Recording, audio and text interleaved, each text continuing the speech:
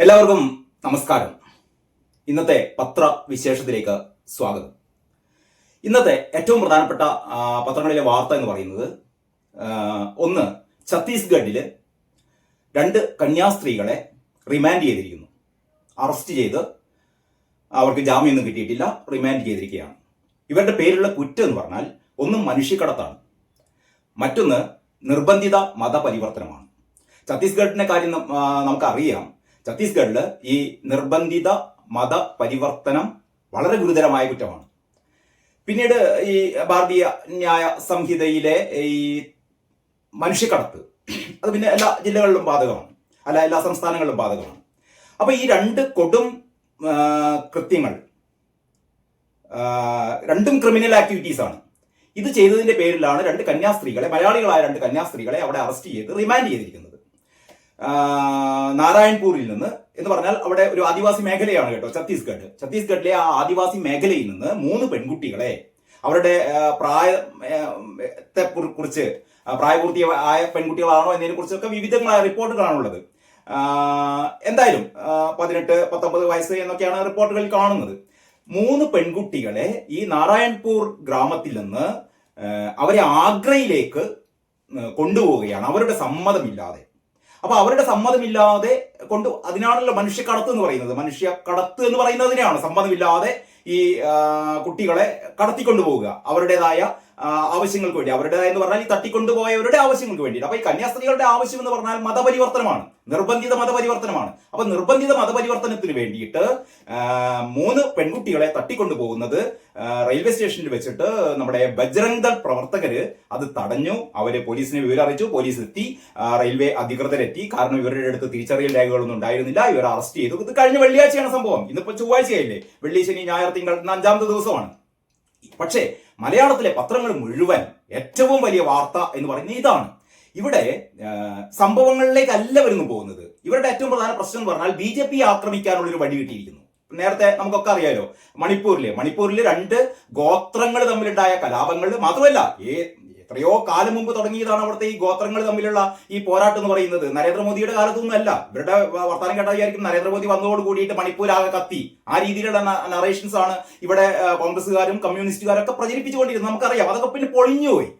ഇപ്പൊ എല്ലാവർക്കും അത്യാവശ്യം കാര്യങ്ങൾ അപഗ്രഥിക്കാൻ അറിയുന്ന, കാര്യങ്ങൾ മനസ്സിലാക്കാൻ അറിയുന്ന ആൾക്കാർക്കൊക്കെ അറിയാം മണിപ്പൂരിൽ സംഭവിച്ചത്. അവിടെ 2 ഗോത്രങ്ങൾ തമ്മിലുള്ള കലാപമാണ്, അവരുടെ പരസ്പര വൈരമാണ്. അത് ഇന്നും ഇന്നലെയും തുടങ്ങിയതല്ല, കാലങ്ങളായി അവിടെ തുടരുന്നതാണ്. കാലങ്ങളായി അവിടെ മനുഷ്യക്കുരുതിയുണ്ട്. ഇതൊക്കെ നിയന്ത്രിക്കാനുള്ള സമയബന്ധിതമായ പ്രവർത്തനങ്ങൾ ഓരോരോ സർക്കാരുകളും അവരുടെ നയങ്ങളനുസരിച്ച് നടത്തിപ്പോന്നിട്ടുണ്ട്.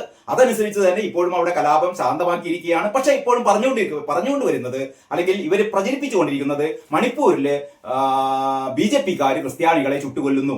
അതാണ് പറഞ്ഞുകൊണ്ട് വരുന്നത്. ക്രിസ്ത്യാനികളെ, ഇത് ക്രിസ്ത്യാനികളോടുള്ള സ്നേഹം കൊണ്ടൊന്നല്ല. ഇവിടെ കേരളത്തിൽ ഇങ്ങനെ പറഞ്ഞിട്ട്, ഇപ്പൊ നമുക്കറിയാലോ, കേരളത്തില് 2 തിരഞ്ഞെടുപ്പുകൾ വരാൻ പോകുന്നു, തദ്ദേശ തിരഞ്ഞെടുപ്പ് വരാൻ പോകുന്നു. അത് കഴിഞ്ഞിട്ട് അധികം താമസമില്ലാതെ തന്നെ നിയമസഭാ തെരഞ്ഞെടുപ്പും വരാൻ പോകുന്നു.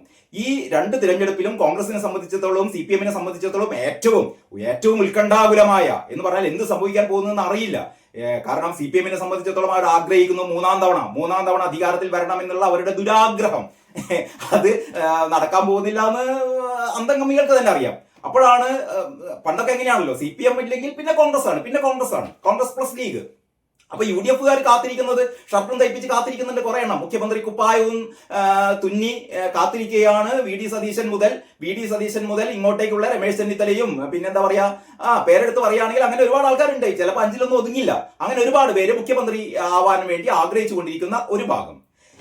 പക്ഷേ കാലം മാറി, കഥ മാറി എന്ന് പറയുന്ന പോലെ പണ്ട് 4% അല്ലെങ്കിൽ 1.5%, 2%, 3% ഒക്കെ വോട്ട് ഉണ്ടായിരുന്ന BJP-ക്ക് ഇക്കഴിഞ്ഞ ലോക്സഭാ തെരഞ്ഞെടുപ്പിൽ കേരളത്തിൽ 20% വോട്ട് ലഭിച്ച ഒരവസ്ഥയുണ്ടായി. മാത്രമല്ല, ഏതാണ്ട് ഒരു 30ഓളം മണ്ഡലങ്ങളിൽ BJP, 30ഓളം നിയമസഭാ മണ്ഡലങ്ങളിൽ BJP 1ാം സ്ഥാനത്തും 2ാം സ്ഥാനത്തും ഒക്കെയായി വന്നു. ആ സ്ഥിതിയിൽ ഇനി നടക്കാൻ പോകുന്ന തിരഞ്ഞെടുപ്പുകൾ ഈ 2 മുന്നണികൾ തമ്മിലുള്ള ബലാബല പരീക്ഷണം ആയിരിക്കില്ല എന്നും 3ാമതൊരു മുന്നണി കൂടി വരുന്നു, NDA മുന്നണി കൂടി വരുന്നു. NDA മുന്നണി എന്ന് പറഞ്ഞാൽ പ്രധാനമായിട്ട് BJP തന്നെ. അങ്ങനെ ഈ 3 മുന്നണികൾ തമ്മിലുള്ള പോരാട്ടമാണ് ഇനി നടക്കാൻ പോകുന്നത്. അപ്പോൾ BJP-ക്ക് 20% വോട്ടൊക്കെ കിട്ടാനുള്ള കാരണം എന്ന് പറയുന്നത്, കേരളത്തില് ക്രൈസ്തവര് BJP-യോട് അടുത്തുകൊണ്ടിരിക്കുകയാണ്. ഇതൊന്നും തുടങ്ങിയതല്ല, കുറച്ച് കാലങ്ങളായി ക്രൈസ്തവര് പ്രത്യേകിച്ചും ഈ CPM ആവട്ടെ, അല്ലെങ്കിൽ കോൺഗ്രസ് ആവട്ടെ, അല്ലെങ്കിൽ UDF ആവട്ടെ, അല്ലെങ്കിൽ LDF ആവട്ടെ, കാലങ്ങളായി തുടർന്നു വരുന്ന മുസ്ലിം വിഭാഗത്തോടുള്ള അമിതമായ പ്രീണനം, മുസ്ലിങ്ങൾ എന്തൊക്കെ ആവശ്യപ്പെട്ട് കഴിഞ്ഞാലും അതൊക്കെ ചെയ്തു കൊടുക്കുക എന്ന് പറയുന്ന അവരുടെ ഒരു നയം, ഇത് മുസ്ലിങ്ങളോടുള്ള സ്നേഹമല്ല. ഇവർക്ക് ആരോട് സ്നേഹമൊന്നുമില്ല. ഇവർക്ക് ആവശ്യം എന്താണ്? ഇവർക്ക് കൺസോളിഡേറ്റ് ആയിട്ട് വോട്ട് കിട്ടണം. അപ്പോൾ ഈ മുസ്ലിം വോട്ട് ബാങ്ക് എന്ന് പറയുന്നത് ഒന്നിച്ച് കിട്ടുന്ന ഒരു വോട്ടാണ്. അപ്പോൾ ഇവർക്ക് മുസ്ലിങ്ങൾക്ക് വേണ്ടിയിട്ട് എന്തൊക്കെ ചെയ്തു കൊടുത്തു എന്ന് അവരാവശ്യപ്പെടുന്നത് മുഴുവൻ ചെയ്തു കൊടുക്കുമ്പോൾ, അതാണല്ലോ ഗാസയില് ഹമാസിന് പിന്തുണ പ്രഖ്യാപിക്കുന്നതൊക്കെ എന്തിനു വേണ്ടിയിട്ടാണ്? ഈ ഹമാസിന് പിന്തുണ പ്രഖ്യാപിക്കുമ്പോൾ ഇവിടുത്തെ പാവപ്പെട്ട മുസ്ലിങ്ങൾ വിചാരിക്കോ മുസ്ലിങ്ങളോടുള്ള പിന്തുണയല്ലേ എന്ന് വിചാരിച്ചിട്ട് ഇവർക്ക് വോട്ട് കിട്ടും. അതൊക്കെ അതിലേക്ക് ഞാൻ കടക്കുന്നില്ല. അപ്പൊ ഞാൻ പറഞ്ഞുകൊണ്ട് വരുന്നത്, ഈ രണ്ട് മുന്നണികളും LDFും UDFും കാലങ്ങളായിട്ട് ഈ മുസ്ലിം വിഭാഗത്തെ പ്രീണിപ്പിക്കുന്നതിൽ തീർച്ചയായും ഇവിടുത്തെ ക്രൈസ്തവ വിഭാഗങ്ങൾ അസന്തുഷ്ടരാണ്. ന്യൂനപക്ഷ പ്രേമൊന്നുമില്ല ഇവർക്ക്. ന്യൂനപക്ഷ പ്രേമം എന്ന് പറഞ്ഞാൽ ഈ രണ്ട് മുന്നണികൾക്കും ന്യൂനപക്ഷ പ്രേമം എന്ന് പറഞ്ഞാൽ മുസ്ലിങ്ങളോട് മാത്രമാണ്, ക്രിസ്ത്യാനികളോടൊന്നുമില്ല. ആ അവസരത്തിലാണ് BJPയിലേക്ക് പതുക്കെ ക്രിസ്ത്യൻ മതവിഭാഗങ്ങൾ മിക്കവാറും ഏതാണ്ട് എല്ലാ സഭകളും BJPയോട് അടുത്തുകൊണ്ടിരിക്കുകയാണ്. ഇത് വളരെ അപകടകരമാണെന്ന് തിരിച്ചറിഞ്ഞിട്ടുണ്ട് LDFും UDFും. അതുകൊണ്ട് തന്നെയാണ് കിട്ടുന്ന ഓരോ സന്ദർഭങ്ങളിലും ഇത് എങ്ങനെ BJPക്കെതിരെ ഒരു ആയുധമാക്കാം. അങ്ങനെയാണ് മണിപ്പൂർ വീണ് കിട്ടിയത്. മണിപ്പൂരിൽ കാലങ്ങളായി തുടരുന്ന, ഞാൻ നേരത്തെ പറഞ്ഞ പോലെ കാലങ്ങളായി തുടരുന്ന സ്പർദ്ധയാണ്, കാലങ്ങളായി തുടരുന്ന അക്രമ സംഭവങ്ങളാണ്. പക്ഷെ ഇപ്പോ ഇത് മുഴുവൻ നടത്തിയത് BJPയാണ്. BJPക്കാർ ഇതാ ക്രൈസ്തവ ദേവാലയങ്ങൾ തീയിട്ട് ചുടുന്നു, ക്രൈസ്തവരെ ചുട്ടുകൊല്ലുന്നു, ക്രൈസ്തവ പെൺകുട്ടികളെ പിച്ചി ചീന്തി അവരെ തെരുവിലൂടെ ആനയിക്കുന്നു. അങ്ങനെ ഒരുപാട് ആരോപണങ്ങൾ ഉന്നയിച്ച് എങ്ങനെയെങ്കിലും ഇവിടുത്തെ കേരളത്തിലെ ക്രിസ്തീയ വോട്ടുകൾ BJPക്ക് പോകരുത്. അത് ഒന്നിച്ച് കാലങ്ങളായിട്ട് UDFിലേക്ക് വരുന്നതാണ്. ഒരു ചെറിയ വിഭാഗം LDFിലേക്കും പോകുന്നു നമ്മൾ വിചാരിക്കാം. അങ്ങനെ ഈ രണ്ട് മുന്നണികളും ആഗ്രഹിച്ചു കൊണ്ടിരുന്ന ഒരു സംഭവമാണ് ഇപ്പം. അത് കഴിഞ്ഞിട്ട് ജബൽപൂരിലൊക്കെ സമാനമായ സംഭവങ്ങൾ ഉണ്ടായി. എന്ത് സംഭവം ഉണ്ടാവുമ്പോഴും ഇവര് ക്രിസ്ത്യാനികളോട് ഭയങ്കര കണ്ണീരൊലിപ്പിക്കലാണ്, മുതലക്കണ്ണീരൊലിപ്പിച്ചുകൊണ്ടിരിക്കുകയാണ്. അപ്പോഴാണ് വീട് കിട്ടിയത് ഛത്തീസ്ഗഡ്. അപ്പൊ നമുക്കറിയാലോ, ഛത്തീസ്ഗഡ് എന്ന് പറയുന്നത് BJP ഭരിക്കുന്ന സംസ്ഥാനമാണ് എന്നുള്ളത് ഒരു പ്രത്യേകത. രണ്ടാമത്തെ പ്രത്യേകത എന്ന് പറയുന്നത്, അവിടെ കേരളത്തിലേതുപോലെയല്ല, അവിടെ നിർബന്ധിത മതപരിവർത്തനം എന്ന് പറയുന്നത് നിയമപ്രകാരം വിലക്കിയതാണ്. അത് നരേന്ദ്രമോദി കൊണ്ടുവന്ന നിയമമല്ല കേട്ടോ, അത് BJP സർക്കാരുകൾ കൊണ്ടുവന്ന നിയമമല്ല കേട്ടോ. അതൊന്നും ആരും പറയുന്നില്ല. ഇത് കോൺഗ്രസ്സുകാർ കൊണ്ടുവന്നതാണ്. കോൺഗ്രസ്സുകാർ കൊണ്ടുവന്ന നിയമമാണ് ഈ നിർബന്ധിത മതപരിവർത്തനം നടത്തുന്നതിനെതിരായ നിയമം. അങ്ങനെ ഈ നിയമം ഉപയോഗിച്ചിട്ടാണ് ഇവരിപ്പോ ഈ രണ്ട് കന്യാസ്ത്രീകളെ അറസ്റ്റ് ചെയ്തിട്ടുള്ളത്. അല്ലാതെ മറ്റൊന്ന്, ഇത് ബജരംഗദൾ പ്രവർത്തകര് അല്ലെങ്കിൽ ഈ ഒരു ഹൈന്ദവ മതവുമായി ബന്ധപ്പെട്ടു എന്ന് പറയുന്ന ഈ ബജരംഗദൾ പ്രവർത്തകര് റെയിൽവേ സ്റ്റേഷനിൽ വെച്ചിട്ട് ഈ സംഭവം അറിയുകയും ഇവര് ഈ കന്യാസ്ത്രീകളെ ബലമായി തടഞ്ഞു വെക്കുകയും വിവരം പോലീസിൽ അറിയിക്കുകയൊക്കെ ചെയ്തു എന്നുള്ളത് ശരി തന്നെയാണ്. പക്ഷെ ഇവര് നിയമം കയ്യിലെടുക്കുകയോ ഇവരെ ആക്രമിക്കുകയൊന്നും ചെയ്തിട്ടില്ല. അതാണ് ഏറ്റവും പ്രധാന പ്രത്യേകത. ഇവരെ ആരും കൈവെട്ടിയിട്ടില്ല. കന്യാസ്ത്രീകളുടെ രണ്ട് കൈകളും ഇപ്പോഴും സുരക്ഷിതരാണ്. കേരളത്തിലാണെങ്കിൽ അങ്ങനെയല്ലല്ലോ, നമുക്കറിയാലോ. കേരളത്തിലെ ഒരു മതവിഭാഗം എന്താണ് ചെയ്തതെന്നൊക്കെ നമുക്ക് എല്ലാവർക്കും അറിയാവുന്ന കാര്യമാണ്. 51 വെട്ടുവെട്ടിയിട്ടില്ല. അന്തംഗമികൾ ഓർക്കണം, ഈ ബജരംഗദൾ പ്രവർത്തകര് ആ കന്യാസ്ത്രീകളെ 51 വെട്ടുവെട്ടി കൊന്നിട്ടില്ല. അവരാകെ ചെയ്തെന്താണ്? ഇവരെ തടഞ്ഞു നിർത്തി ഇവരോട് വാഗ്വാദത്തിൽ ഏർപ്പെട്ട് അത് സ്വാഭാവികമായി സംഭവിക്കുന്നതാണ്. അവർ പോലീസിൽ അറിയിച്ചു. ഇതാണ് അവിടെ സംഭവിച്ചത്. അപ്പൊ പറഞ്ഞുകൊണ്ട് വരുന്നത്, കേരളത്തിലെ ഈ പത്രങ്ങൾ മുഴുവൻ അങ്ങനെയാണല്ലോ. കേരളത്തിലെ പത്രങ്ങൾ മനോരമയാവട്ടെ, മാതൃഭൂമി ആവട്ടെ, കേരളത്തിലെ ഏറ്റവും പ്രധാനപ്പെട്ട, ഏറ്റവും കൂടുതൽ ആൾക്കാർ വായിക്കുന്ന രണ്ട് പത്രങ്ങൾ ഇതൊക്കെയാണല്ലോ, മലയാള മനോരമയും മാതൃഭൂമിയും. അത് കഴിഞ്ഞാൽ പിന്നെ നമ്മുടെ അന്തംഗമികളുടെ ദേശാഭിമാനിയാണ്. ദേശാഭിമാനി ഏറ്റവും കൂടുതൽ പത്രങ്ങൾ അച്ചടിക്കുന്നുണ്ട്. പക്ഷെ ആരും വായിക്കാറില്ല. അന്തംഗമികൾ പോലും വായിക്കാറില്ല. അത് വേറെ കഥ. അപ്പൊ ഏതായാലും ഈ പത്രങ്ങളൊക്കെ ഇന്നത്തെ 5 പത്രങ്ങൾ എന്റെ മുന്നിലുണ്ട്. ഈ 5 പത്രങ്ങൾ എങ്ങനെയാണ് ഈ ഒരു സംഭവം എന്ന് പറഞ്ഞാൽ, ഈ ഛത്തീസ്ഗഡിൽ കന്യാസ്ത്രീകളെ ആക്രമിച്ചു എന്ന രീതിയിലാണ് വാർത്തകൾ കൊടുത്തത്. കന്യാസ്ത്രീകളെ ആക്രമിച്ചതല്ല, കന്യാസ്ത്രീകൾ ചെയ്ത ഏറ്റവും വലിയ തെറ്റ് അവിടെ മുഖ്യമന്ത്രി തന്നെ പറഞ്ഞിട്ടുണ്ട്. ഇന്നത്തെ ചാനൽ ചർച്ചകൾ പറഞ്ഞ മുഖ്യമന്ത്രി എങ്ങനെയാണ് അങ്ങനെ പറയാ? മുഖ്യമന്ത്രി ഏതാണ്, കോടതിയാണെന്നൊക്കെയാണ് ചോദിച്ചത്. ഇത് യഥാർത്ഥത്തിൽ FIR ഇട്ടു. ഈ 2 കന്യാസ്ത്രീകൾ ചെയ്തത് അതിഗുരുതരമായ ക്രൈമാണ് എന്നുള്ള തലത്തിൽ 2 FIR അവിടെ ഇട്ടിട്ടുണ്ട്. അതിൽ ഏറ്റവും പ്രധാനപ്പെട്ട ഞാൻ നേരത്തെ പറഞ്ഞ പോലെ 2 പ്രധാനപ്പെട്ട കുറ്റകൃത്യങ്ങളാണ് ഇവർ ചെയ്തത്. ഒന്ന് മനുഷ്യക്കടത്ത്, രണ്ടാമത്തത് ഈ നിർബന്ധിത മത പരിവർത്തന ശ്രമം. ഇത് രണ്ടുമാണ് ഇവർ നടത്തിയത്. ഇതിനുള്ള ആധികാരികമായ തെളിവുകളൊക്കെ പോലീസ് കോടതിയിൽ ഹാജരാക്കിയിട്ടുണ്ട്. അതുകൊണ്ടാണല്ലോ കോടതി ഇവരെ റിമാൻഡ് ചെയ്തിരിക്കുന്നത്. അതുകൊണ്ടാണല്ലോ കോടതി ഇവരെ റിമാൻഡ് ചെയ്തിരിക്കുന്നത്. നമ്മൾ അറ്റ്ലീസ്റ്റ് ഈ അന്തംഗമികളും ഈ ഇവിടുത്തെ കൊങ്ങികളൊക്കെ മനസ്സിലാക്കേണ്ട ഒരു കാര്യം, അവിടെ നരേന്ദ്രമോദിയോ അമിത്ഷായോ അല്ല ഈ രണ്ട് കന്യാസ്ത്രീകളെക്കെതിരെ നിയമ നടപടി എടുത്തത്. ഇത് നമ്മുടെ പോലീസാണ്, നമ്മുടെ കോടതികളാണ്. ഇനി പോട്ടെ, പോലീസ് ഒരു പരിധി വരെ ഈ ഭരണകക്ഷിയുമായി നമുക്കറിയാലോ, കേരളത്തിലൊക്കെ നമ്മൾ കണ്ടതാണല്ലോ, കേരളത്തിലൊക്കെ നമ്മൾ കണ്ടതാണ്. പിണറായി വിജയൻ എന്ത് പറയുന്നു അതിനനുസരിച്ച് മൂക്കൊണ്ട് ക്ഷാത്ര എന്ന് എഴുതിക്കുന്ന പോലീസുകാർ, അല്ലെങ്കിൽ കുനിയാൻ പറയുമ്പോൾ മുട്ടിലെഴുതുന്ന പോലീസുകാർ, ഇഴഞ്ഞു നീങ്ങുന്ന പോലീസുകാർ, ഇമാതിരി വാഴകളായ പോലീസുകാരാണ് അവിടെ എന്ന് സമ്മതിച്ചോ. പക്ഷെ കോടതി, നിങ്ങൾക്ക് കോടതിയെയും വിശ്വാസമില്ലേ? കോടതിയാണ്. അപ്പൊ ഇവിടെ നീതിന്യായ ഇത് വായിക്കുമ്പോൾ നമുക്ക് എന്താ മനസ്സിലാകുന്ന അറിയോ? ഇവിടുത്തെ അന്തംഗമികൾക്കും കൊങ്ങികൾക്കൊന്നും കോടതിയെയും പോലീസിനെയും ഒന്നും വിശ്വാസമില്ല. ഇവർക്ക് ആകെ വിശ്വാസം ആരെയാണ്? ഈ രണ്ട് കന്യാസ്ത്രീകൾ അല്ലെങ്കിൽ ഇവിടുത്തെ ക്രിസ്തീയ സഭകൾ. അവര് പറയുന്നതാണ് വേദവാക്യം. കാരണം എന്താണ്? അവരുടെ കൂടെ നിൽക്കണം, അവരുടെ വോട്ട് വാങ്ങണം. അപ്പൊ ഇത്രയേ ഉള്ളൂ ഇവരുടെയൊക്കെ ചിന്താതികൾ. ഞാൻ വലിച്ചു നീട്ടുന്നില്ല. മലയാള മനോരമ സ്വാഭാവികം നമുക്കറിയാലോ, മലയാള മനോരമ കന്യാസ്ത്രീകളുടെ ഭാഗത്തേ നിൽക്കുകയുള്ളൂ. ഇവർക്ക് ഈ രാഷ്ട്രീയ ചായ്വ് എന്നതിനേക്കാൾ കൂടുതൽ ഈ ക്രിസ്തീയ സഭകളോടുള്ള വിധേയത്വമുണ്ട്. അതുകൊണ്ട് തന്നെ ഇന്നത്തെ മലയാള മനോരമയുടെ 1-ാം പേജ് ഇതാ, ഇതിലെ ടോപ്പ് ബാർ ഇതാണ്. വനിതാ ചെസ് ലോകകപ്പ് കിരീടം ദിവ്യ ദേശ്മുഖിന് എന്നുള്ള വാർത്ത മലയാള മനോരമ വളരെ നന്നായി കൊടുത്തിട്ടുണ്ട്. അതോടെ നിൽക്കട്ടെ. ഇതാ, ഇതെന്ത് നീതി എന്നാണ് ചോദിക്കുന്നത്. അതാണ്, ഇതെന്ത് നീതി എന്നാണ് മലയാള മനോരമ ചോദിക്കുന്നത്. ഇതെന്ത് നീതി? അതായത് രണ്ട് കന്യാസ്ത്രീകൾ പരമചറ്റത്തരം ചെയ്തിട്ട്, അങ്ങനെ തന്നെ പറയട്ടെ, ഇത് ഞാനല്ല പറയുന്നത്, ഇത് ഛത്തീസ്ഗഡിലെ പോലീസും ഛത്തീസ്ഗഡിലെ കോടതിയും ഛത്തീസ്ഗഡിലെ ഭരണ സംവിധാനവും പറയാണ്. ഈ രണ്ട് കന്യാസ്ത്രീകൾ ചെയ്തത് ചറ്റത്തരല്ല, അവർ ചെയ്തത് തോന്നിവാസമാണ്. അതുകൊണ്ടാണ് കോടതി ഇവർക്കെതിരെ നടപടിയെടുത്തത്, അല്ലെങ്കിൽ പോലീസ് ഇവർക്കെതിരെ നടപടിയെടുത്തത്, നീതിന്യായ സംവിധാനങ്ങൾ ഇവർക്കെതിരെ നടപടിയെടുത്തത്. അപ്പോൾ മനോരമ ചോദിക്കുകയാണ്, ഇതെന്ത് നീതിയാണപ്പാ? അതാണ് ചോദിക്കുന്നത്. ഇതെന്ത് നീതി? കന്യാസ്ത്രീകൾക്കെതിരെ കന്യാസ്ത്രീകൾക്ക് നിർബന്ധിതമായി മതപരിവർത്തനം നടത്താം, തട്ടിക്കൊണ്ടുപോകാം, ഇവിടുത്തെ ഹൈന്ദവ ജനവിഭാഗത്തെ മുഴുവനും ക്രിസ്ത്യാനികളാക്കി മാറ്റാം, മുസ്ലിം ആളുകളെ മുഴുവനും ക്രിസ്ത്യാനികളാക്കി മാറ്റാം. ഇതൊക്കെ അവർ ചെയ്യേണ്ടതല്ലേ എന്നുള്ള ധ്വനിയാണ് ഇവരുടെ ഈ തലക്കെട്ടിലുള്ളത്. ഇതെന്ത് നീതി? എന്നിട്ട് പറയുന്നു, കേസ് കടുപ്പിക്കാൻ മതപരിവർത്തന കുറ്റം. കേസ് കടുപ്പിക്കാനല്ല കൂട്ടരെ മതപരിവർത്തന കുറ്റമല്ല. മതപരിവർത്തനം ആർക്കും ചെയ്യാം, മതം ആർക്കും മാറാം, ഒരു വിലക്കുമില്ല. ഇവിടെ അങ്ങനെയല്ല. ഈ പെൺകുട്ടികളെ നിർബന്ധിത മതപരിവർത്തനമാണ് തെറ്റ്.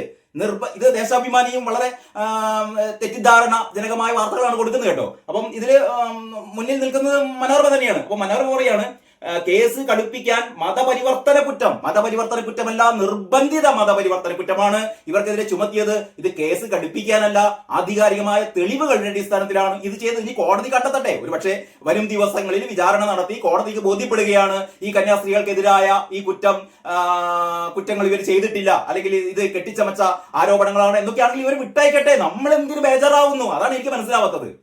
ഈ മലയാള മനോരമ കേരളത്തിൽ നിന്നിട്ട് എന്തിനാണ് ഇങ്ങനെ നിലവിളിക്കുന്നത്? ഇത് ഛത്തീസ്ഗഡിലെ സംഭവമാണ്. ഛത്തീസ്ഗഡിൽ നിയമ സംവിധാനങ്ങളുണ്ട്, അവിടെ സർക്കാരുണ്ട്, അവിടെ പോലീസ് ഉണ്ട്, അവിടെ കോടതിയുണ്ട്. ഈ കേസ് ഇപ്പോൾ കോടതിയുടെ പരിഗണനയിലാണ്.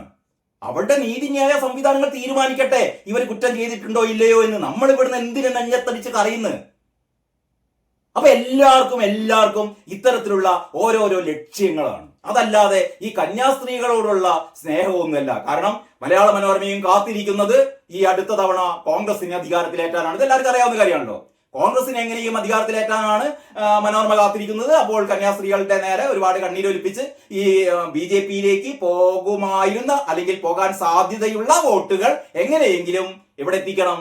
കോൺഗ്രസിലേക്ക് എത്തിക്കണം എന്നുള്ളതാണ് ഈ പത്രപ്രവർത്തന രീതിയുടെ ഏക അജണ്ട എന്ന് പറയുന്നത്.